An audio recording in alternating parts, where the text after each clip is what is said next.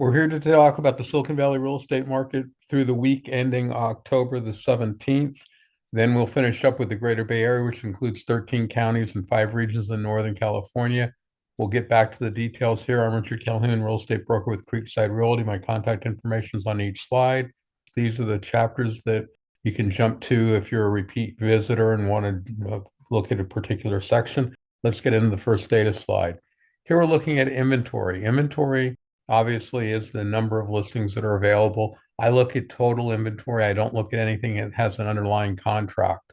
So these are available properties for the first buyer that's writing an offer and a seller that's willing to look at offers.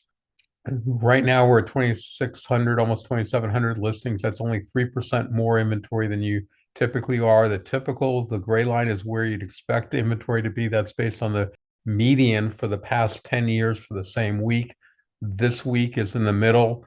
Then you go back 1 quarter. I go out 13 weeks. Obviously, don't have the data line for the 13 weeks in the future, but that gives you the trend. So we expect inventory to go down as we go into the end of the year. We're currently into the fourth quarter. Same concept with the offers accepted, so I won't go into as much detail, but basically we're now at 81% of the offers that you would expect to have. So we continue to be missing offers. You can see that we had a significant increase in the percentage basis. I think we were at 85% just last week. We've had a shortage of offers accepted ever since the 2022 price correction, which probably started shortly after Valentine's Day of 2022. We're currently selling 81.5% of the number of offers you'd expect, so we're missing 18.5% of the marketplace. Transactions are simply those transactions that have successfully closed. There's a time lag between offers and acceptance based on the duration of escrow. The number of escrows on a percentage basis is currently greater than the number of offers accepted. We had been running a little bit lower, but that's just the shift in the time. You can see that the transactions are right on the blue line, which is the least number of closed transactions you would expect. Days on unsold inventory is the theoretical turnover rate of the marketplace. If we sold the homes at the same rate that we sold in the last 5 weeks until we had no more inventory and there was no new inventory coming on the market. So it's a theoretical number, but it's still useful to tell you how fast-paced the market is. We're currently at 44 days. We're typically at 40 and a half days. So you're basically 8% slower than you typically are. That's still in Silicon Valley, you're a fast-paced marketplace because to be able to sell, say you would sell out everything in a month and a half is a fairly fast-paced market. You can see it's significantly faster or closer to normal than we were just a quarter ago because we were 35%, almost 36% slower than normal. But if you look at not only has the percentage of normal improved, the actual raw numbers improved because we were at 54 days, almost 8 weeks, and now we're down to just over 6 weeks. So we've dropped off 2 weeks in the last 13 weeks. Days on market for the 75th percentile seller, that's 3 out of 4 sellers sell in this amount of time or less. It was 34, basically 5 weeks. We're now at 27, basically 4 weeks. We went from 70% longer than normal to only 6% normal. So right now, you have to give quite a bit of leeway. In fact, I typically use about 12.5% on either side of 100 as saying it's a normal marketplace. So not only as the days when sold inventory is normal, the day marketing time are both normal. These two are related, but they are completely different numbers. For example, days when sold inventory includes the sellers that are currently on the market that are never successful in selling their property and give up, where the days on market only looks at those that make it into escrow. So we do not include the sellers that aren't successful in selling. I could look at days on market of active inventory, but that isn't as significant as the inventory that is moving, which is why I look at days on market for the offers that are accepted. Price reductions.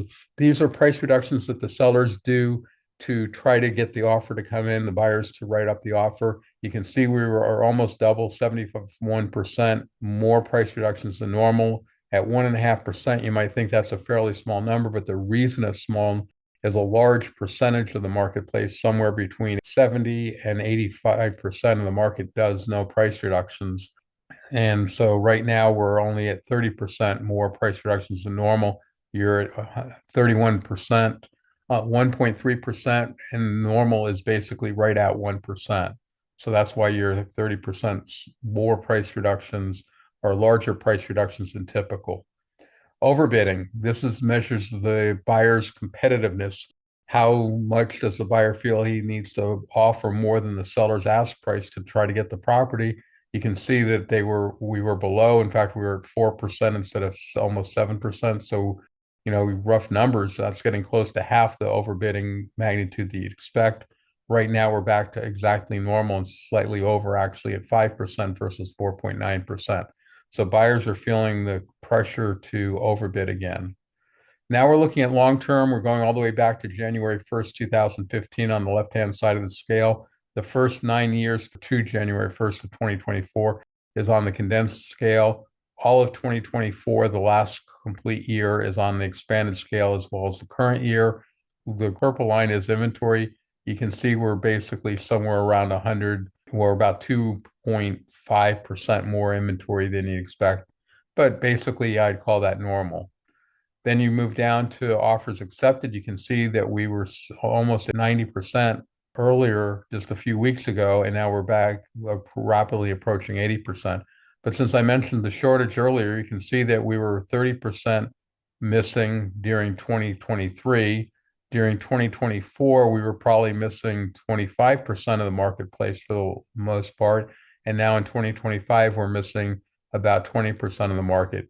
Put it that in perspective, that run up that we had after the pandemic, we were only seeing 20% more than we normally do, and it was only lasted for about a year and a half. So you had a 20% surplus for a year and a half, and now you've had, when you balance the 30 and the 20 out, 25% shortage for 3 full years. So clearly we've lost transactions now compared to what you would have expected. And the last one is the gray line, the days of unsold inventory. You can see that we've been improving fairly significantly for about the last 13 weeks. But very noticeably, we've turned around and changed directions, and we're slowing down more rapidly than normal. So we're still a fast-paced marketplace, but we are slowing in the last about the last 2 weeks a little bit more than you would expect. Now we're looking at each metric long term. So now you're looking at the 90 percentile up here, the most inventory you'd expect in the blue, the typical in the gray, and then the red is the least inventory you'd expect. And you can see the purple, the data line, how it shifts. The last year and a half is expanded. Basically, we're pretty darn close to normal level of inventory. It was basically flat for the last week at a time when the market normally improved. So your percentage is actually going to be going up a little bit, and you can see that little tiny improvement this last week. But again, we're somewhere around 2% more inventory than you'd expect. I would call that absolutely normal inventory. This now is looking at the offers, same concept. You can see that we were improving on the offers. We came down, but note also about this time, the gray line comes down. So this could be just absolutely normal trends, and we'll see that in the next slide. Well, actually, it was a bigger decrease. So even though it looked like it was the same, you can see the amount of decrease last week. That's why I do plot the percentage as well as the raw count, is sometimes when you look at the raw count, you come away with misinformation. For example, we'll go back here. I thought this decrease on this purple line was the same as the gray line, but it may be that the purple line's happening a week early, because on a percentage basis, you can see it was a marked decrease. And we're now back down to somewhere around 81.5% of the offers accepted that you'd expect. Now we're looking at the turnover rate of the marketplace. You can see the turn up here. We've slowed down this last week, and this is raw count. So you're somewhere up here around 44 days, maybe. Here's on a percentage basis where it's actually more pronounced, because you were down at basically a normal last week, and now you're about 8% slower than you typically would expect. This is marketing time. So this is the marketing for 3 out of 4 sellers. You can see it's been decreasing, and it's rapidly approaching the gray line at a time when the gray line is normally going up. But I also point out that at the beginning of the year, we had this horizontal time shift where the purple line shifted back by about half a quarter, and the valley shifted back by almost a full quarter. And now it looks like the peak, if you look at the blue line, has happened earlier. And if you use the gray line, which I can use for the previous two shifts, we're off the table because we're still climbing. So we're off by more than a quarter at this point in time because the market started turning around right here about 2 weeks left in the third quarter. So we've been already going down at a time when the market's not going up. So for whatever reason, marketing time is not really behaving normally. And if you look back over the previous 10 and a half years that I have data for, you don't see this horizontal time shift, which is why I'm pointing it out. I don't know the significance of it because I don't think I've ever noticed it before. And there hasn't been a time shift in the last 10 and a half years, but there is clearly one going on currently. Here's marketing time versus that typical 10 years. You can see that we peaked out at the beginning of third quarter and we've been improving all of third quarter. We can continue to improve on a percentage basis into fourth quarter. Here's sellers' price reductions. This first is my favorite on price reductions, and it's looking at the sellers that are taking the largest 10% price reductions. And I do that because only 15 to 25% of the sellers typically do a price reduction. And right now, if you looked at everybody, you're adding a whole lot of zeros that make the number small. So to see that there are 10% of the sellers out there taking a 14% price reduction off their original ask price, I think is worthwhile knowing. And it's also a sensitive indicator of what the market's doing. You can see that the amount of decreases recently has been decreasing. So the number or the magnitude of price reductions has been being reduced. Here's on a percentage basis. You can still see we're taking about 15% more price reductions than we typically do on a magnitude basis. Now we're looking at the average. So now the numbers are probably more what you would expect, only about 1.3% price reduction. And that's because if 90% of the sellers are doing no price reduction whatsoever, your 13, 14% price reduction, whatever it was on the previous slide, reduces to 1.3% on this slide when you're looking at the average. So much more, it swings a whole lot less, but you still get the trends. You clearly can see the data shifts over the past 10 and a half years. Here's on a percentage basis, so you can see that the maximum price reductions happened right at the beginning of second quarter, and we've been basically reducing those price reductions, the magnitude, ever since on a fairly straight line, straight as the line get. You can see that there's quite a bit of bounce in all the data because you're looking at a fairly small set of data, and real estate is pretty diverse. This is the frequency of price reductions. So how common are we? We were up to 22% of the sellers are doing price reductions, which is actually a lot. You can see a third of the market took the price reductions back here, which was your all-time peak, and your valley is down here somewhere pretty close to 5%, except for at the very heat of the market just before we did, right as we were doing the price correction in 2022. And this is part of the reason why I say that the price reduction started happening, or the market slowdown started happening on Valentine's Day. The frequency of price reductions actually started to increase early in first quarter. You're not halfway through first quarter when this graph clearly turned around and started going up. Now, no one would have expected that kind of a rise in price reductions. And the only other time we had that was back in 2018. And that was in part fueled because we had 2 years of appreciation in 2017, especially in Santa Clara County within Silicon Valley. Anyway, we're currently sitting at about 18% of the sellers are doing a price reduction flat from last week.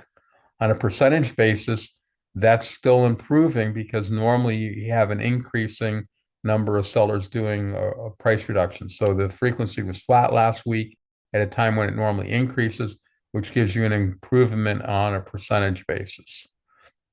This is looking at the magnitude of overbidding. So now we're flipping over and not looking at leading indicators, but sort of it's a point of interest. A lot of people always ask me about what's overbidding. So right now, on average, the overbidding is 3.5% over the seller's ask price. The other thing that's important to know is the average. This is the median. The other number is the average. That's going to be pretty close to 100% at this point in time. Here's typical. So we're right at the typical level of overbidding. I can't get the purple line to stay closer to the horizontal line, but you can see the data point just sticking its head above the gray line over on the right-hand side. If it was right on the gray line, you'd have absolutely typical amount of overbidding. So slightly more aggressive overbidding on the buyers. If I remember correctly, the number was 5% versus 4.9%. This is now the frequency of overbidding. So almost 60% of the sellers are getting more than their asking price. You can see we were down to almost 50% just a few weeks ago, and we've been improving. This is on a percentage basis, same concept as the previous slide, but you're now having 90% of the overbidding that you'd expect on a frequency basis. So you have magnitude and frequency. So how common is it and how large are the buyers overbidding? Here's a pricing model. Obviously, the 11.4% is getting less and less accurate. But if you said we had 12.5% appreciation for 7.5 years, and then we were flat for the last 3 years, that's a fairly accurate model. Clearly, there would have been a disruption at the peak of the price reductions, but we recovered fairly close and we're back up to the predicted model. And it all depends on exactly how you draw the line. You know, you could draw the line a little bit lower and say these were just the overshoots that we typically see during second quarter. And these are closings. So second quarter overshoot actually happens starting halfway through first quarter. Here now is a summary chart of the micro markets that we're going to be going over. On the left-hand side is the concentrated year-over-year comparisons. So you can see that there's a lot of blue on the left-hand side and the green highlighted at the top. That suggests that we're in a cooler marketplace than we normally are. But now, even though we're cooler than normal, the yellow highlighted columns are sort of the current indicators. And except for the frequency of price reductions, which are bluer, which is a little bit of a lagging indicator because it's sellers that have already been on the market, they've sort of given up and now they do a price reduction. So it sort of lags over days of unsold inventory, which is probably the leading indicator. Days on market lags a little bit. Days on adjustments on price lags the most. So to me, what this is saying is even though we're in a blue market, slower than normal marketplace, we're still in a very fast-paced marketplace. And then here's the lagging indicators showing the magnitude and frequency of overbidding, and the reason they're lagging, you need sale price. So it's telling you where the market was 3 to 6 weeks ago. And then you have long-term appreciation. You can see Santa Clara County in the top group here did the best.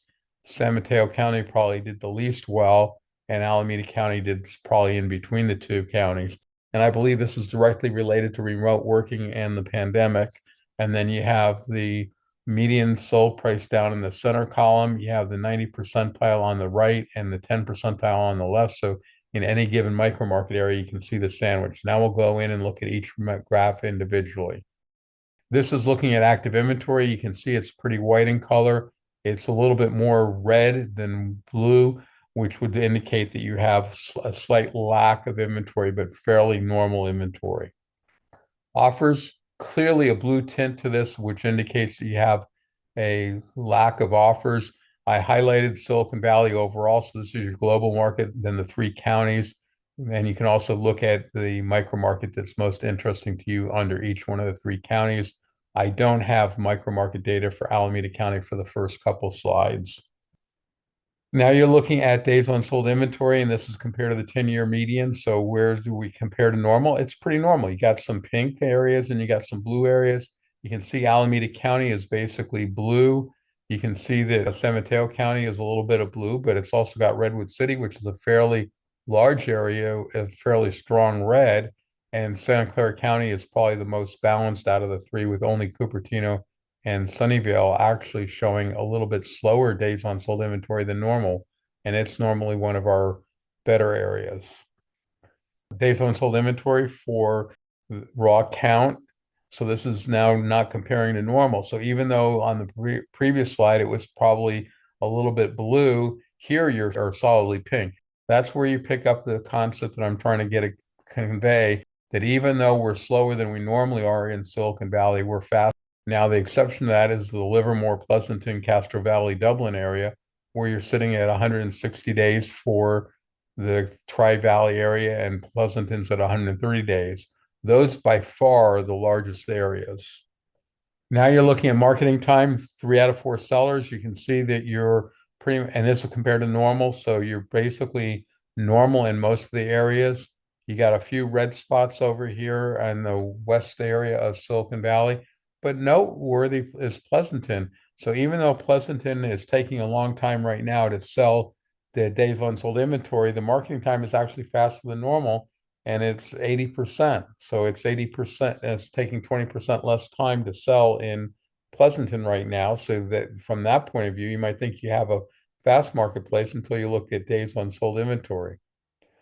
Now here's the marketing time in Pleasanton, only 28 days, 33 days in Livermore, Castro Valley area.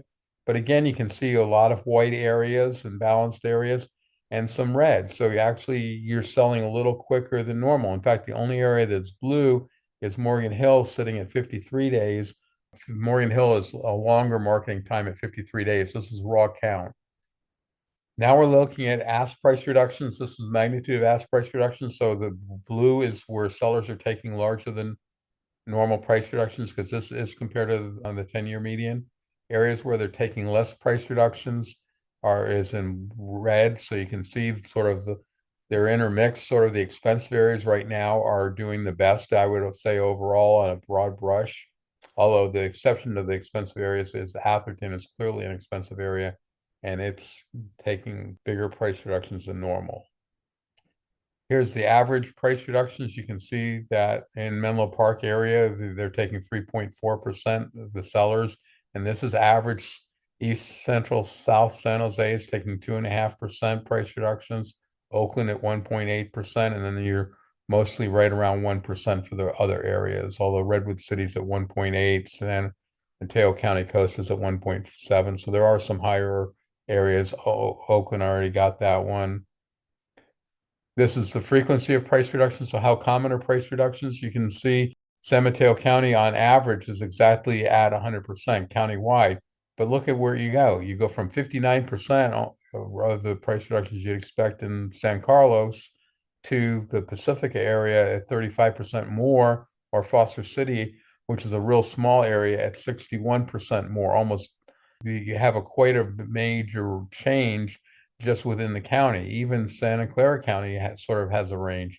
You go from 86% of what you'd expect in Los Altos and Campbell and Cambrian, Willow Glen, and Santa Clara to areas that are 135%, so more frequent price reductions in the affordable areas. This is ask price reduction frequency, and this is raw count, so just how common is it? So the more common in the blue areas, the affordable areas, where almost a third of your sellers are doing price reductions, but then there's other areas where right around 12% of your sellers are doing price reductions. In San Mateo County, 10% versus 30%.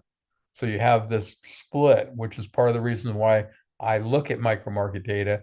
You take a 30% sellers doing price reduction and go in another micro market area where only 10% of the sellers are doing a price reductions.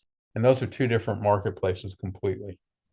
This is the magnitude of overbidding compared to normal. So you can see clearly large areas of the Silicon Valley where there's less overbidding than normal. The center part is where the most overbidding is occurring. The highest number I'm seeing is Berkeley and Alameda, as well as Cupertino, Sunnyvale at 6% and 5% respectively. And there's also then a lot of blue where you're down around 95, 98% and 97% and 99%. And you might say, wow, that's a large difference. But overbidding is a pretty sensitive metric where, the change isn't all that much. Here's the actual average overbid. So you can see that the average overbid in Cupertino is 10%, Campbell is 5%. So there's quite a bit of range. In Alameda County, you go from 22% overbidding in Berkeley, Alameda, down to sellers in Pleasanton are taking a 1.1% price reduction based on the offer prices that are coming in the door. Here's the frequency of overbidding compared to the 10-year median. So less overbidding in a lot of the areas, more in the center part of Silicon Valley. This is the frequency in raw counts. So the center part of Silicon Valley is 85% of the sellers are getting more than their asking price. And you go from 85% of the sellers to only 40% of the sellers. So half the number of sellers are getting overbid in the Morgan Hill Gilroy area. In San Mateo County, you go from 68% in or 72% in the Bay Cities to 27%. So that's actually a difference of about three between the coast and the Bay Cities. So in San Mateo County, on the Bay Cities, you have 70% of the sellers getting overbid. You flip over to the coast, and you only have 27% of the sellers doing an overbid. In Pleasant Inn, it's only 28% of the sellers are getting overbid. In Berkeley, it's 86%. I think that's the highest out of all the micro market areas. This is the appreciation, and this is based on since the last 9 months of 2015. And whoever's had the highest appreciation recently tends to have the highest overall appreciation because of compounding. So what you'll notice is the areas that people can commute to in a reasonable distance have been doing well. The areas that were very convenient to workplaces aren't doing so well with the increase in remote working. Basically, in my opinion, because you never know why the market's shifting, there's been a shift because people don't have to go into work as often, or they have more flexibility so they can avoid the commute times. So the premiums they were willing to pay to live in close to work has decreased, but they're still not willing to go out like they were earlier into the Livermore area because that's just too long of a commute for a lot of people. This is the median sold price in the middle. The cheapest 10 percentile is on the right-hand side, the most expensive 90 percentile on the right side. So in every micro market area, you can have a price range. So the blue areas are the more affordable areas. The red areas are the least affordable, the more expensive areas. And one of the things that's noteworthy is, you come down to Cupertino at 2.9%. It used to be less expensive than Redwood City. Redwood City used to be more expensive. Redwood City is now at 2.1%, 2.1 million. And it's now even the same order of magnitude as the Bay City. So you can live in Cupertino, Sunnyvale, or you can live in San Mateo, Burlingame, Belmont, those areas at roughly the same price based on the median. The homes you get in the two different areas are definitely different, but it gives you an idea of the price points have definitely changed. And again, here's the summary that we've already gone over, so I won't spend a lot of time. Just put it there again in case you want to refresh your memory. And then with that, we'll get into the channel here. Again, we've been talking about the Silicon Valley real estate market. We will be talking about the Greater Bay Area. We also still have to coming in Silicon Valley before we leave it is comparing Santa Clara County to Alameda County to San Mateo County. So if you want to compare the three counties, but I wanted to get this up so people know that it's available to them. The YouTube archive URLs there in blue. If you want less typing and trust secondary links, you can type in the green root URL and it will take you to the YouTube channel. The green root URL also helps for attending the presentation Saturday morning at 9 a.m. You add in the year 2025 and you go right there, or you can type in the longer Zoom link here if you don't want secondary links. The handout's up, the green root URL plus the letter H, 2025, 10 for the October, 18 for Saturday's date, or I've got the link for the longer URL up here. So it's a lot of typing. Again, I'm Richard Calhoun with Creekside Realty, working with buyers or sellers in single agency transactions here in Silicon Valley. Appreciate any comments about the presentation on changes you'd like to see or any comments about real estate. Just open to having a discussion. I really enjoy real estate.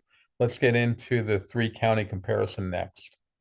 Here we're going in at San Mateo County is in the orange, Santa Clara County is in the blue, and Alameda County is in the gray. So right off the bat, you can see that Alameda County in the gray is basically back up to the normal level of inventories for Alameda County. Santa Clara County still has a shortage, and San Mateo County had a record high earlier this year broke 600 listings for the first time in the last 10 years. And now you're still up there, so you're basically at record highs for this time of the year. The offers accepted, you can see that Santa Clara and Alameda County have the same number of offers accepted. Santa Clara is actually slightly beating out. You can see the blue line ends right there, and the gray line ends a little bit further down. So Santa Clara County is going to have a faster turnover rate than Alameda County. You can't do the same right off the top of your head. At least I can't for San Mateo because the size is so much different. But here it is for us. So you can see Santa Clara County has the fastest turnover rate. San Mateo County in second place at just under 40 days, and Alameda County is the slowest at 54 days. So there is a fair range from basically 36, 37 days down here in Santa Clara to 40 to 54 days for Alameda County. Marketing time, very close together, which is sort of surprising for the days of unsold inventory to be so far apart and days on market to be so close together. You can see that San Mateo County and Santa Clara County are exactly equal at 26 days, and Alameda County is a little bit slower at 28 days. Magnitude of price reductions, they're all three are very similar. On all three counties on average are taking just over 1.25%, about one and a third percent price reduction. This is the frequency. Again, very close together. San Mateo County is doing the least amount of price reductions at 17%, but Santa Clara and Alameda look like they're tied at 18%. So all three are close together and two look like they're exactly equal. Magnitude of overbidding. Alameda County, even though it had the longest days on sold inventory, had the highest overbid. So a reasonable explanation for that is sellers come on the marketplace, they misread the marketplace, but it takes them 3, 4, 6 weeks to realize that before they reduce the price, and they reduce the price below where the market is, so the buyers then overbid the reduced price. San Mateo County is in second at about 4.5% overbid, and Santa Clara County currently has the least overbidding at 3.5%. This is the frequency of overbidding. Again, they're all very close together, right at 60%. I think Santa Clara County may have the most, and it looks like you may have San Mateo and then Gray and Alameda County, but they're all within 1 percentage point of each other. So I'll call that equal. Here's the appreciations. Alameda County now has the least appreciation. San Mateo County is in second, and Santa Clara County is doing the best on appreciation. You can see that Santa Clara County sort of raised up to the top since the pandemic. Here's the median sale price. You can see San Mateo County is the most expensive county at over $2 million. Santa Clara County is second at just under 2 million. I would call it about 19.9. And then the most affordable area is Alameda County at something like 1250. And this is on log paper, and that way you can draw straight lines to get the rate of appreciation. This is on regular paper for those that prefer. You can see that San Mateo County did a huge spike up and then a huge spike down. But a median to have that kind of shift is actually unusual. But you can see in part in San Mateo County you have them, and you can see San Mateo County has the bulk of them, and that's because it's the smaller county. And you can see like back here, there's a lot of bounce. Santa Clara County has bounce, but it's not nearly as steep magnitude because it's a larger sample size.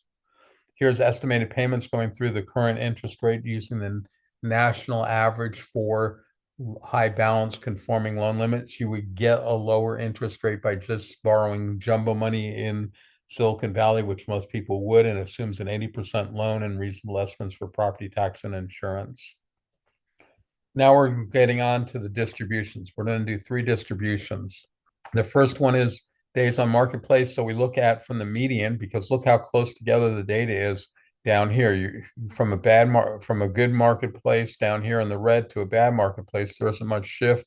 There's less shift in a whole year, calendar year. So we only go from the 50 percentile, the median, to the 90 percentile, and we step through and look at what's happening to the marketing time.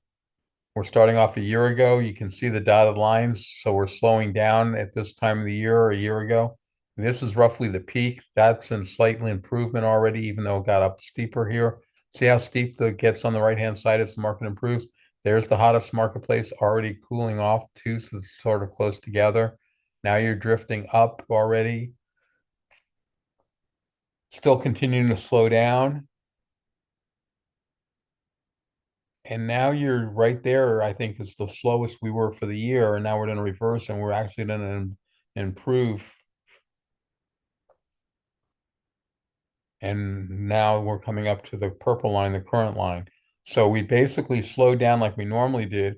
And then instead of just going straight up and bouncing in the summer and then slowing down, we bounced during the summer, hit our slowest time of the year, improved over the last several weeks. And now we're going to turn around most likely and start slowing down because we typically slow down as we go into this part of the year, which is what we saw at the beginning of this distribution. Same concept on the largest price reductions. So now here we're going from the sellers that are taking the 97.5 percentile down only to the 82.5 percentile.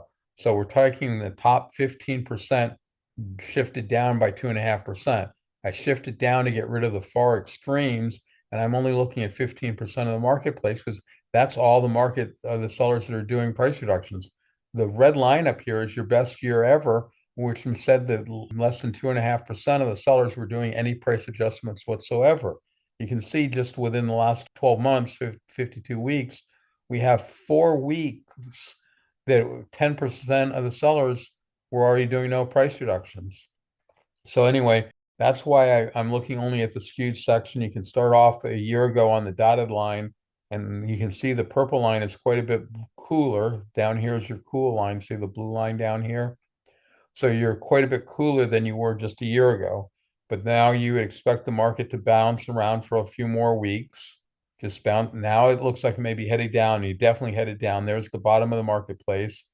Second week bottom of the marketplace. And then it really heats up, jumping up, jumped up that week, and that week. So you basically have 4 weeks of 2 weeks each that are sort of at the peak, cooling down, and we'll see. There looks like it might be the bottom, but it really isn't improving. It's just bouncing right there. Is also right at the bottom.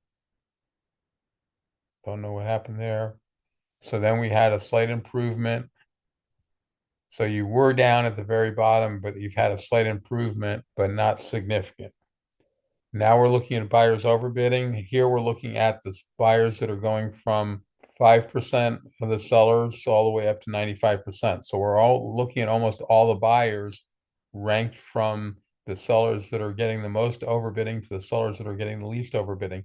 Notice how much greater the overbidding is up here at right 30% versus the underbidding, which is only at 10% at best. So it's very asymmetric, but we'll step through. Again, the dotted line is where we're starting off, which was a year ago. We're looking for trends. Which way is the data going? And you can see we've gone for almost 2 months and it hasn't gone anywhere. So you don't expect the overbidding to go. Now it looks like it's slowing down. There's the bottom of the marketplace right there, the least, and now it's rapidly improving. We're already at the peak of the overbidding, probably right around there. Now you're coming down and you're cooling off. And now you've gone past the purple line, which is up here. You're continuing to slow. And right now, that's the least amount of overbidding. Now you're improving for the last several weeks. And purple's right there. So you've again done sort of like the days on marketing where the amount of overbidding got cool, then turned around and rebounded a little bit, but we're still getting less overbidding than we did a year ago. Here's raw numbers of offers accepted.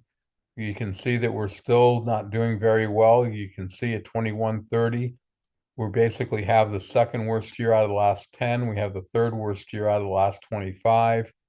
So we're still not out of the woods as far as the volume of transactions. Here's the raw numbers for Silicon Valley, Santa Clara County, San Mateo County, and Alameda County. Each one of the metrics, I have days on market boxed off here so you can see the median, the midpoint, the average, the mean, and the 75th percentile. I think the 75th percentile is more meaningful, but all three of them are there for you.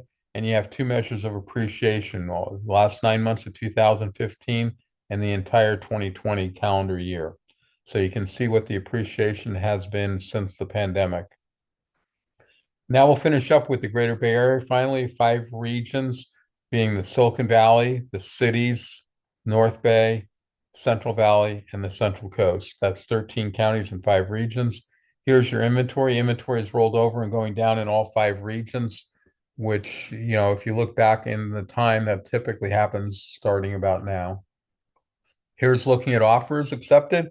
We've got a mixed bag here. You're down in Silicon Valley. You're up dramatically in the cities, up slightly in the Central Coast. You're rolled over in the Central Valley, but we don't have enough data points to see if that's going to continue or not. And we're flat in the North Bay. So the only area that's down definitively is Silicon Valley, but North Central Valley may be following the same pattern. And we just need one more data point to confirm that. Days of unsold inventory going down in all areas, although it looks like Silicon Valley may have flattened out and bumped up a little bit last week, and Central Valley has looked like it may have leveled off. North Bay is leveling off, but that's still a noticeable decrease from last week. So the market's improving in most of the more areas than it's not. In the areas that it's not improving in, it's basically maintaining. Marketing time for 3 out of 4 sellers. Another mixed bag. You're increasing in the North Bay, increasing in the Central Coast. Looks like we did a spike in the Central Valley, although it had been rising. So we need to see what the future happens. We had been improving in the cities, but we have a marked reversal from last week in the cities. And Silicon Valley is the most stable looking one out of them, where it's basically the fastest and improving. Here's your price reductions. Central Coast is taking the largest price reductions at about 3.5%. And then you have North Bay at somewhere around 2.5%, Central Valley at 2.2%, cities at 1.6%, and the area taking the least price reductions is Santa Clara County at about 1.3% price reductions. And this is sellers' price reductions. Frequency of price reductions, the least frequent price reductions are in the cities in Silicon Valley at 18%. The other 3 regions are very close to 40%, with being Central Coast having the least, and North Bay and Central Valley being right at 40% each. Here's your overbid for the buyers. The most overbidding is in the cities. It's something approaching 9% overbid. Silicon Valley, it's somewhere around 5% overbid. I think it was 4.9%. The North Bay is basically right at break even, 100%. Central Valley is a 99%, so sellers are taking a 1% price reduction. And Central Coast is about 2.25% price reduction. Here's the frequency of overbidding, most common in cities and Silicon Valley, both right around 60%, 6 out of 10, 3 out of 5 sellers. North Bay, right around 35%, 36% of the sellers getting more than overbidding. And Central Coast and Central Valley, somewhere around 27%, a little bit above and a little bit below. Here's your long-term appreciation. The big takeaway is the cities has done the least well since the pandemic. You can see it really broke out starting right after the pandemic. The other 4 regions are doing fairly well. You might notice that North Bay is not doing particularly well. It would be in second position, but Central Valley, Central Coast, and Silicon Valley are all right around 85% to 90% total appreciation since the last 9 months of 2015. Here's the sold price rising in all regions at the time being. The most affordable, obviously, is Central Valley, then North Bay, Central Coast, Silicon Valley, and the cities. Here's the price estimate for monthly payments, assuming that using a 80% loan, using the national average for high balance conforming loan limits. Just to give you an idea, the payments range from basically a low of $4,000 in Central Valley, $6,000 in the North Bay, $8,000 in the Central Coast, $12,000 in Silicon Valley, and $13,500 in the cities. Here's the raw numbers for now as the current week. A week ago is the percent change from last week, and 5 weeks ago is the percent change from 5 weeks ago. You can look up each one of the metrics across the top. The counties, all 13 of them down the side, the 5 regions down the side. Add in the Bay Area here. I think it's a complete garbage number, as frankly, I think most of these are garbage numbers just because they don't tell you what's happening in a micro market area, and real estate is very local. And with that, we're done. Again, we've gone over this before. I'm open for any questions. I'm not seeing any unmuted mics, so thank you. Take care. Bye for now.